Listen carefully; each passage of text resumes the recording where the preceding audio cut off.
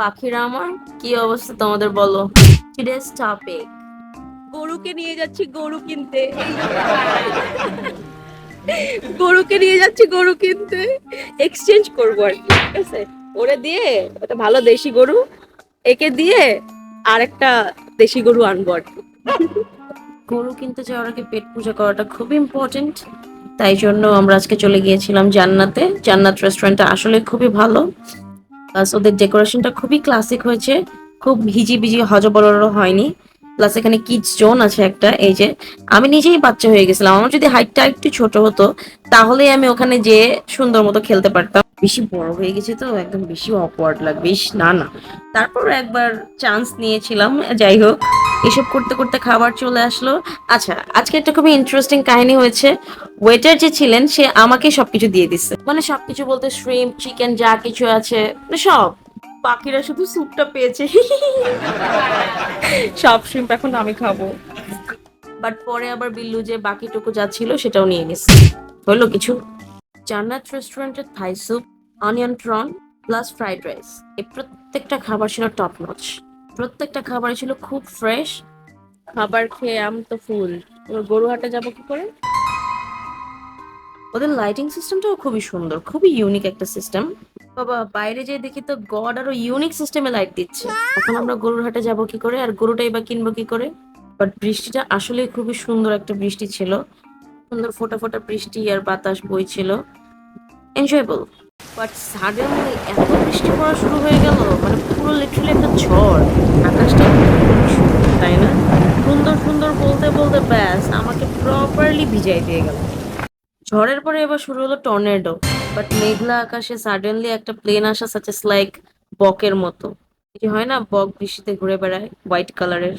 Look at me, just কি একটা অবস্থা। জাস্ট একটু ঝুম বৃষ্টি, মানে কিচ্ছু দেখা যাচ্ছে না আর। দেন আমরা একটু শেল্টার নিলাম যে বৃষ্টিটা হয়তো কমে যাবে। কমে গেছে দেখে বেরোনোর পর আমরা গরু কিনতে যে আমরা নিজেরাই গরু হয়ে যাচ্ছি। আই ডোন্ট নো ফোনে বোঝা যাচ্ছে কিনা, বাট সামনাসামনি কিন্তু কিছুই দেখা যাচ্ছিল না।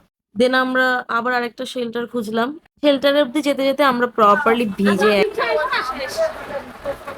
লোকটা ভেবেছিল আমরা সবাই মিলে তার ছাতা দিয়ে যাবো, তাই দৌড়ে পালাই গেছে। বসুন্ধরার নতুন ইনভেনশন আমাদেরকে দেখে উঠে চলে আসলো, তারপর আমরা এটাতে উঠলাম। খুবই ইউনিক একটা ভেহিকল, থ্যাঙ্কস টু বসুন্ধরা। বিল্লুকে দেখো সামনে বসে কি খুশি, আহা। টমটমে ওঠার পর এখন মনে হলো যে না, বৃষ্টিটা এসে ভিজে গিয়ে আমরা সার্থক। অবশেষে আমরা বাসায় আসলাম। বৃষ্টি থামার পর ড্রেস চেঞ্জ করে আমরা আবার নতুন মিশনে নেমে গেলাম। ওই তো গরু এক্সচেঞ্জ করা আর কি। বাই দ্য ওয়ে, আমার কাছে সবাই বলছিল খুব সুন্দর লাগছে। তোমরা আমাকে কমেন্টে জানাও আমাকে কেমন কেউ লাগছে। বলবে একটু আগে একটা ঝড় বয়ে গেছে এখান দিয়ে। Well said, goddess creature is the best creature in this world. ওর নাচতে নাচতে কোমর দুলাতে দুলাতে আমরা গরুর মাঠে চলে আসলাম। এবার আর গরুগুলোর সাইজ সুন্দর হলে কি হবে, প্রাইস অনেক বেশি। গরু কিনতে গেলে যে ব্যাপারীদের কোলে উঠে যেতে হয় এটা আমি আসলেই বুঝতে পারতাম না যদি না আমি বিল্লুকে দেখতাম তো। ছোটবেলায় হারিয়ে যাওয়া দুই বন্ধু। আজকে গরুর হাটটা ছিল একদমই ডিফারেন্ট। একে দেখে কার কথা যেন মনে পড়ছে। এনিওয়েজ, আমাদের গরু কেনা শেষ। This is the first time in my life যে আমি গরুর সাথে একসাথে আজকে এসেছি পিক আপে করে।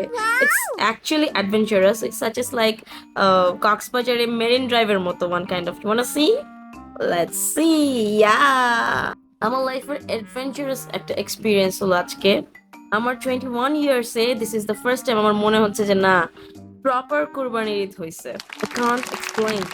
অবশেষে গরুকে চেনাইতে চেনাইতে আমার বাড়ি অব্দি চলে আসলাম। এসে দেখি জ্যাম।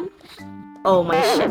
ভুসি কিনতে এসে দেখি 8 নম্বর গেটেও বিরাট গরু ছাগলের হাট বসে, আর এখান থেকে তোমরা ভুসি কিনতে পারবা, ভুসি করেন এভরিথিং। দেখো বিল্লুর কি অবস্থা। Whatever, আজকের মতো এই পর্যন্তই, টাটা।